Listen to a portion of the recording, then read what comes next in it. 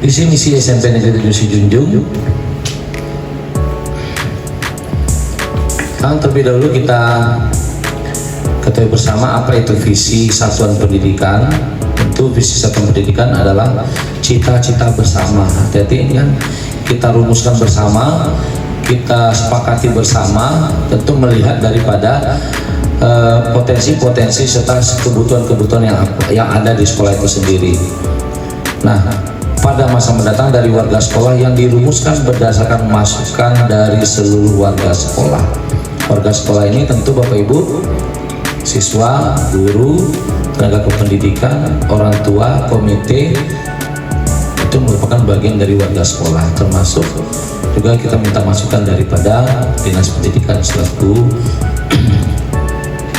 dinas yang mewadahi kita itu sendiri. Nah, Pak Kepala Sekolah dan Bapak Pengawas, pada kesempatan ini berdasarkan visi dan misi, terus indikator pertama tadi menerapkan budaya karakter yang sesuai dengan norma agama dan susila dalam setiap tindakan dan perilaku melalui pembiasaan di sekolah. Di indikator pertama, di indikator pertama ini kita lihat pembiasaan di sekolah kita. Kami kira udah sangat tepat sekali, Pak. Contohnya di norma agama dan susila ini, seperti pembiasaan kita setiap pagi, salam menyambut kedatangan anak di sekolah secara bergantian, atau piket setiap hari kita penuhi dengan menyambut kedatangan anak, menyapa, menyalami, senyum, atau 5S yang kemarin kita sepakati. Kemudian norma seperti norma agama, sholat berjamaah setiap hari Senin, Selasa, Rabu, itu sudah kita penuhi juga, sangat cocok sekali Pak. Kemudian ada lagi kegiatan kita pada hari Jumat, kegiatan impak, kultum, dan banyak lagi kegiatan remesan-remesan kita seperti sarapan. Pokoknya pada indikator pertama pada visi ini, kita kira udah sangat tepat sekali penerapannya dari di kebiasaan kita di sekolah. Ya Pak. Makasih Bu Niel. Artinya Bapak Ibu, dalam rangka untuk mewujudkan visi kita melalui misi ini, Bapak Ibu, kan sudah tergambar jelas melalui indikator-indikatornya. Beberapa pembiasaan-pembiasaan sekolah itu tergambar sudah kita laksanakan untuk mewujudkannya, yaitu dengan pembiasaan-pembiasaan yang baik di sekolah, seperti senyum, sapa, salam, santun, sopan, Bapak Ibu ya, di depan kita sudah jelas pampang juga melalui tulisan. Lalu pembiasaan setiap hari beberapa orang guru atau kalau guru piket diutamakan untuk menyambut kedatangan siswa. Lalu ada kegiatan apel pagi berupa nasihat-nasihat dan beberapa kita laksanakan dari hari Selasa, Rabu, Kamis, dan juga kegiatan sholat berjamaah. Apalagi ditambah dengan kegiatan ekstrakurikuler, tahfiz ya Bapak Ibu ya. Ini merupakan satu cara bagaimana anak kita terbiasa kepada hal-hal yang positif itu sendiri. Kita masuk kedua, nanti kita evaluasi. Terima kasih Pak atas kesempatannya. Alhamdulillah untuk setiap prestasi, baik itu akademik non akademik, kita sudah maksimal. Mungkin untuk tahun-tahun atau event-event berikutnya akan kita tingkatkan lagi. Dan untuk di cabang olahraga, alhamdulillah kita udah sampai ke tingkat nasional, yaitu yang baru kemarin SKJ pelajar 2022, dan mudah-mudahan untuk tahun besok kita juga akan menjadi perwakilan untuk Provinsi Sumatera Barat dan mendapatkan juara. Oke, itu saja tambahnya Bapak. Terima kasih. Oke, terima kasih Bu Belia. Terkait dengan indikator ketiga ini, betul yang disampaikan oleh Bu Ani dan Bu Belia bahwasanya melalui program-program yang terstruktur dan melalui kegiatannya tuh Bu Ice, penjaringan minat dan bakat baik bagi siswa baru ataupun kepada setiap guru mapel yang telah memberikan rekomendasi kegiatan ekstrakurikuler yang akan diikutinya. Kemarin kan sempat bertanya orang tua, ada juga yang menelpon saya langsung, Pak, anak saya dia ingin ikut Olimpiade IPA misalnya, kenapa tidak bisa ikut? Kenapa harus dilarikan ke Olimpiade ini?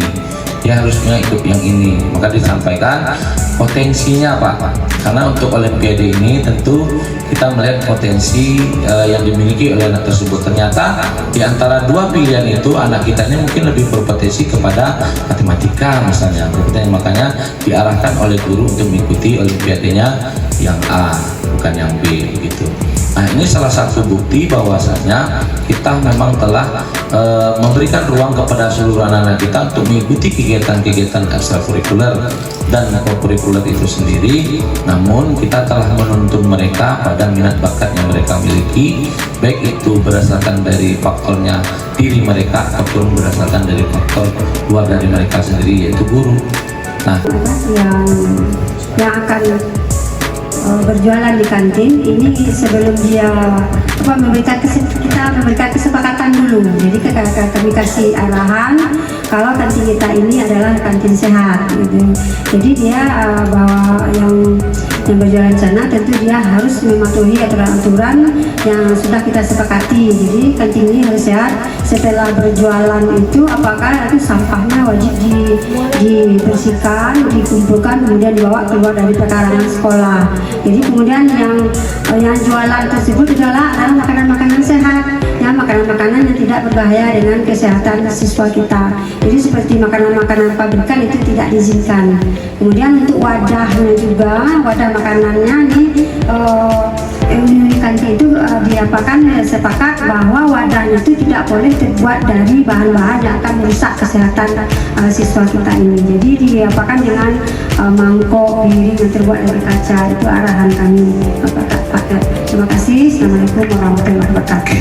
Terima kasih Bu Wirda selaku Ketua Koperasi atau Koperasi Yakin SMP 7 yang juga merupakan yang mempunyai unit usaha yaitu kantin di sekolah yang membuatkan peraturan tertulis dan tak tertulis ya dengan teman-teman yang sewa ya, yang berjualan di kantin itu sendiri. Nah, ketika komitmen itu tidak terlaksana atau belum terlaksana sepenuhnya, tentu akan ada kegiatan-kegiatan yang namanya pertemuan-pertemuan yang dilakukan bulanan atau segala macam. Nah, ini terkait dengan siswa nih, Pak Samsir, kita punya MOU nggak dengan Puskesmas, dengan Dinas Kesehatan, dan seperti apa kegiatannya? Bisa Pak Samsir jelaskan di sana ya?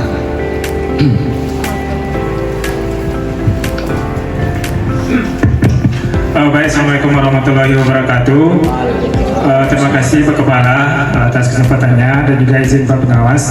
Dari segi UKS-nya Pak, setiap tahunnya kita ada MOU dari tim Puskesmas Morogambo atau Puskesmas Gambo tentang kegiatan-kegiatan yang berkaitan dengan usaha kesehatan sekolah.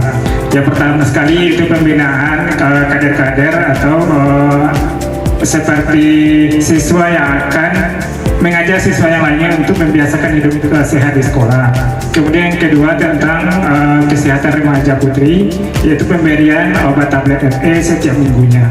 Kemudian juga ada penilaian sekolah sehat atau penilaian UKS tepatnya yang dilakukan secara 1 kali setahun.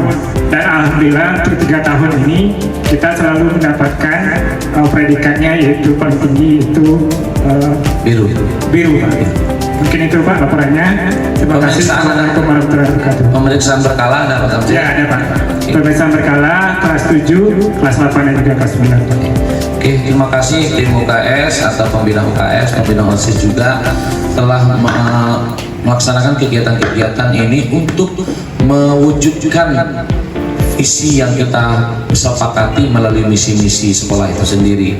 Nah, artinya ada pelibatan stakeholder yang lain di dalam mewujudkan visi itu sendiri melalui misi, yaitu bekerja sama dengan instansi-instansi pemerintah yang lain dan bahkan juga BUMD, BUMN dan juga masyarakat lainnya. Tambahan ya, silakan Bu Ice. Terima kasih Pak. tadi, Bapak Pengawas, itu ketika ada pemeriksaan berkala, hasil dari pemeriksaan tim kesehatan Puskesmas Gambo itu kami sampaikan kepada orang tua siswa jika ada anak-anak yang memang harus dirujuk ke Puskesmas untuk pemeriksaan lebih lanjut, itu kami sampaikan kepada orang tua untuk membawa anaknya untuk pemeriksaan mata, kemudian ada yang telinga, ada yang ya hipertensi, ada yang obesitas dan sebagainya, agar orang tua lebih memperhatikan tentang kondisi anaknya. Begitu tambahnya Pak Kepala, terima kasih. Assalamualaikum warahmatullahi wabarakatuh.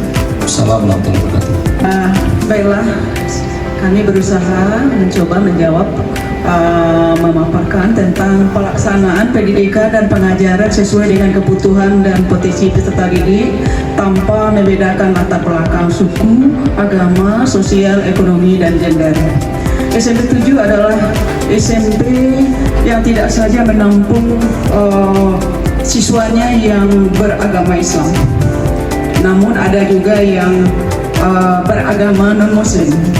Perlakuan kepada anak-anak kita tidak di dalam kelas tidak membedakan mana yang beragama non-Muslim dan tidak melihat latar belakang mereka, baik yang mereka orang yang berstatus sosial yang lebih bagus dan kurang. Namun kami telah guru di SMP 7 sudah berusaha secara maksimal melayani mereka dalam proses pembelajaran. Seiring berjalannya waktu, karena zaman adalah serba canggih atau zaman globalisasi, para guru yang ada di SMP 7 sudah berusaha dalam pengajaran disesuaikan dengan apa yang dituntut pada zaman ini. Ada model-model pembelajaran yang sesuai dengan menggunakan IT. Contohnya pembelajaran kemarin yang menggunakan yang sudah diterapkan oleh guru-guru kita di sini dengan menggunakan pembelajaran yang game, ada kuis, kemudian sudah diaplikasikan dan membuat mereka sesuai dengan kebutuhan dan potensi pada zaman sekarang. Jadi alhamdulillah, walaupun secara belum merata seluruhnya, namun SMP 7 para gurunya sudah berusaha menggunakan alat IT seperti permainan kaset, game kemarin. Alhamdulillah itu menarik bagi anak-anak kita, dan sebagian kita sudah rata-rata hampir sudah melaksanakan. Apalagi di sini sudah banyak guru penggerak. Terima kasih Pak Kat. Terima kasih Bu Eli. Kita yang mudah ditangkap oleh anak-anak kita, yang bisa diaplikasikan ke dalam kehidupan sehari-harinya, itu yang kontekstual ya. Gitu. Artinya kita mencocokkan kepada mereka itu kapan perlu yang ada di sekitar mereka. Sekolah Pak nggak tahu juga dimanapun hati Pak Antonnya bisa pulang seperti ini sekarang ya. Karena pilihan yang mempresentasikan visi dan misi sepertinya pas, Ibu. Jadi beberapa indikator sudah terpenuhi, Ibu sudah jitu sekali. Karena yang diambilkan itu kan mempresentasikan visi dan misi. Tapi kalau mungkin diambil bagaimana siklus peningkatan kualitas pembelajaran, mungkin Pak Anton berpikiran. Ya, itulah untungnya kalau pilihannya itu sangat banyak Ibu. Kalau yang sebagian kawan kena rapor pendidikannya itu kualitas pembelajarannya bermasalah merah, sehingga langsung diarahkan ke siklus peningkatan kualitas praktik pembelajaran, sehingga bakal ini layak disiapkan untuk keparusuan dilaksanakan ikut dilihat di YouTube seperti ini Ibu. Kita semua. Yang kedua yaitu terkait dengan perilaku kerja. Nanti terakhir kita berikan kata pemungkas ya, hasil kesepakatan kita dari KKS dan juga kesepakatan dari panduan substansi pendidikan ini. Nanti terakhir kita kunci dengan itu supaya Bapak Ibu tidak ada was-was lagi ketika Pak Kepala Sekolah mengobservasi Bapak dan Ibu. Yang kedua terkait dengan perilaku, ada tujuh indikator perilaku itu Bapak Ibu, yang aspeknya ada 7, indikatornya itu banyak, kemudian perwujudannya banyak Bapak Ibu, tergantung kita memilih. Oke ya, Bapak Ibu yang milih. Artinya begini, Pak Ruswanon, tolong nilai perilaku awak siap ke Pak Anton. Untuk orientasi layanan cukup ikut saja, itu melakukan perbaikan terus-menerus terhadap kompetensi dan perilaku kerjanya. Apa yang dicari perwujudannya? Berlaku menindaklanjuti setiap kritik dan saran secara konstruktif. Sepertinya Pak Anton sudah ada beberapa kritik-kritik saran-saran dari Ibu akan menjadi meningkatkannya nanti, terutama terkait dengan sarana dan prasarana. Pada cari khusus orientasi pelayanan, Pak cari itu saja. Kan banyak yang lain tuh, tidak lihat karena yang kita menilai fokus kinerja hanya sebatas apa yang sudah di-upload di PMM. Jadi Ibu jangan cameh. Misalnya Bapak Ibu membuat perilaku pelayanan bersikap ramah, senyum, dan sapa. Kan ada pilih itu kan? Bapak Ibu jangan cemas kalau yang lain tidak memilih itu, tergantung Pak Tan. Kan Pak dah tahu lah Bu, yang Pak yang dipilihnya, Bu Irda apa yang dipilihnya dan lain sebagainya. Nah tahu Pak Tan yang tahu. Setiap Bapak Ibu indikatornya berbeda, karena perwujudan itu Bapak Ibu yang klik. Nanti Bapak Ibu akan dinilai khusus hanya yang ada di sini. Jadi kalau Bu Nis kan salam sapa dan senyum, Bu Nis melakukan itu. Risi yang lain, ya udah model itu udah keberan. Nggak masalah pada ketika observasi ini dilaksanakan. Kalau yang lain tidak memilih ini, oke ya, jadi usah. Jadi membedakan antara penilaian kinerja dan penilaian perilaku. Kinerja nilai. Perilaku aja. Kalau perilaku aspeknya tergantung dari 7 itu aspek yang mana yang diambil. Sehingga Bapak dan Ibu, kita tidak ada apa namanya rasa-rasa, apalagi sampai 7 ini kan banyak ya Bu Ani, kita kan banyak ya, tidak ada yang tidak terlayani, tidak terlihat secara jelas. Bapak Ibu untuk memandunya cukup kita amati sesuai yang Bapak Ibu pilih saja. Itu banyak tuh Ibu, banyak guru. Yang ini otomatis seluruhnya dari guru Pak Anton selaku kepala sekolah mengajak, menggerak, mendorong Bapak Ibu untuk menjadi berbagi praktik baik. Itu maksudnya. Kalau yang Pak Anton itu nanti yang satu itu pilihannya nggak di sini, narasumber berbagi praktik baik. Berbeda enggak-enggaknya Pak Ibu ya. Atas kesempatan yang diberikan kepada saya, kami kemarin mengambil tentang umpan balik konstruktif ini sudah diapakan Pak, dipilih per bidang studi Pak, per bidang studi kemarin dipilih. Jadi ditanya kami masing-masing untuk bahasa Indonesia memilih indikator apa gitu. Jadi kami sepakat yang bahasa Indonesia mengambil ini, umpan balik untuk konstruktif ini. Itu Pak indikatornya. Apakah itu berlaku gitu Pak? Sah Pak Ibu, sah, tetapi untuk menunjang, ini kan pengembangan kompetensi tidak ada nilainya. Untuk menunjang pengembangan kompetensi Bapak Ibu, kan Bu Mes sudah nilainya sudah di atas ekspektasi. Kadang-kadang Pak Charlie mikir juga, Pak Encak ya, di hati tadi berlayar, ragu-ragu masih 75, mungkin masih lama 60-40 ya. Ternyata berbagi praktik baik, Bu Mes mengambil yang sesuai dengan ini. Akhirnya Pak Anton atau yang lain berpikir pas ada upaya melebihi ekspektasi. Itu maksudnya, karena yang pengembang kompetensi tidak ada nilainya Pak Anton, hanya mempengaruhi penilai, yang mempengaruhi penilai Pak Ibu. Ya, dipengaruhi penilai kok untuk Bapak dan Ibu melakukan hal yang sesuai dengan indikator pilihan kinerja Bapak Ibu. Ya Bu Mes, oke pas ya.